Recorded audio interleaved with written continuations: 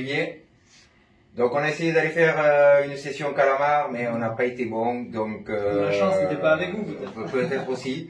Donc on vient voir si tu peux nous donner quelques petits conseils. Alors on va voir. Alors quelques petits conseils. On va pas vous dire tous les secrets. Ouais. Non. Non, après voilà, savoir juste le matériel qu'on a besoin, les turlutes, les animations et ainsi de suite quoi.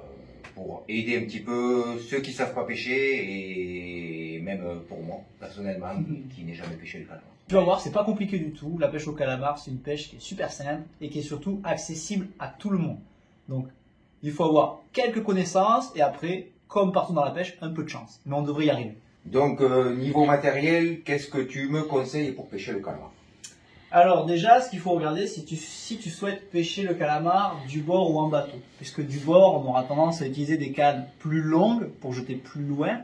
Alors qu'en bateau, on n'a pas besoin de jeter très loin puisqu'on est déjà sur l'eau. Alors l'intérêt de ces cannes, c'est qu'elles sont fines. Donc comme on a rappelé, on va pêcher avec des turlutes qu'on va lancer et ramener toute la journée et on va les animer. Donc le but, c'est quand même d'avoir un combo qui soit léger parce que sinon on va se brûler le poignet. Donc ça, c'est des cannes en carbone, elles sont vraiment légères, elles sont souples, donc elles nous permettront de pêcher toute la journée en lançant loin des petites turlutes et d'animer correctement pour avoir l'animation la plus, on va dire, naturelle possible. Donc là déjà on était mal parti, moi je pêchais avec une 3,60 m et nous on pêche du bord. Bon après on a pêché avec le matériel que j'avais et plus ou moins découverte totale. Donc je pense que voilà, c'est pour ça qu'on a fait chou blanc. Après niveau moulinet, fil, et est-ce que tu mets un fluoro après ta tresse juste avant ta turlute? Explique-nous un petit peu plus ou moins avec les diamètres, etc. ce que tu mets toi à ton niveau quoi. Alors, pour ce qui est du matériel, donc on a vu que la canne, il ne fallait pas qu'elle soit trop longue ni trop courte. Donc entre 2,40, 2,70, 2,70 c'est le top. 2,60, 2,70. Le moulinet, comme c'est de la pêche au lancer, il ne faut pas qu'il soit non plus trop lourd. Donc au niveau des tailles, on va être entre 2500 et 4000. Voilà, c'est des moulinets qui restent quand même assez petits, compacts, légers, donc on va pouvoir lancer ça toute la journée sans avoir le poignet en feu au bout d'une heure. Et au niveau du fil, là c'est pareil, c'est pas des bestioles qui tirent beaucoup. Donc on n'a pas besoin d'avoir un fil trop gros, très puissant pour les sortir de l'eau. Donc on va être plutôt sur de la tresse par rapport à du nylon. Si vous avez du nylon, c'est pas grave. Par contre, la tresse, c'est mieux parce que c'est plus fin, on jette plus loin. Et surtout, c'est pas élastique. Alors que le nylon, comme c'est élastique, on sent pas forcément bien les touches. Parce que ces bestioles-là, ils font des touches toutes fines. Parfois, tout comme des fois, elles arrachent la canne. Mais la plupart du temps, c'est des cannes, c'est des touches très fines. Donc en fait, la tresse, comme elle est pas élastique du tout, ça permet de sentir la moindre touche. Et la tresse, c'est un peu la même que pour le loup, on va dire. Entre 10 et 18 centièmes. Et pour le bas de ligne, parce qu'il faut mettre un bas de ligne, pour pas que le calamar, des fois, il voie la tresse, et tout simplement pour pas que si la tresse, elle vient à frotter contre les rochers, parce que souvent, comme c'est des bestioles qu'on attrape du bord, des rochers, il se peut qu'elles s'approchent un peu trop et qu'elles essayent de repartir dans leur trou.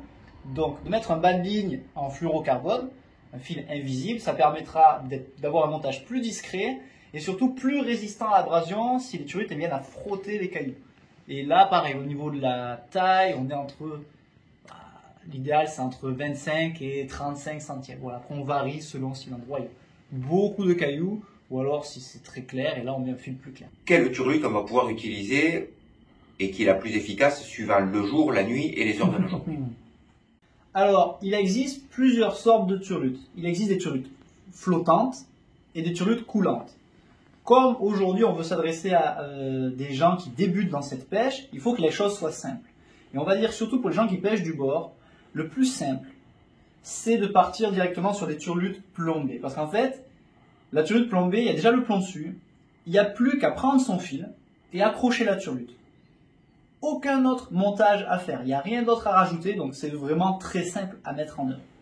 Alors il y a quand même un dernier point qu'il ne faut pas oublier de parler, c'est en fait, comme tu le vois, il y a beaucoup de modèles et beaucoup de couleurs. Ouais, donc c'est ce que j'ai pu voir. Le truc c'est qu'en fait, si toutes ces couleurs elles existent, c'est parce qu'en fait, les calamars et les sèches, ils ont tendance à mordre des proies différentes. C'est-à-dire qu'il y a des jours en fait où ils vont être attirés, on ne sait pas pourquoi, plus par les turlutes qui sont très claires, avec des couleurs très claires. Et le lendemain, les conditions météo ont changé, la couleur de l'eau a changé, le ciel il a changé, et là elle mord sur des couleurs qui sont complètement opposées, c'est-à-dire plus claires mais naturelles. Donc en fait, c'est pas facile à discerner, mais ce qui est sûr et clair et net, c'est qu'il y a des jours où, quand on a la bonne turlute, la bonne couleur ou la bonne taille, on va en faire plus que ses copains. Donc le jeu, c'est d'essayer de trouver laquelle va marcher ce jour même. Et là, il n'y a pas de secret, il faut en avoir quelques-unes et essayer. Bon Mathieu, merci pour ta disponibilité. Eh ben écoute, de rien, ça fait avec plaisir. J'espère que ça t'aura appris quelques petites choses. Mais là, de toute façon, on va faire quelques achats vu qu'on était mal barrés avec nos premiers montages et on se retrouve au bord de l'eau. Allez, pas de problème.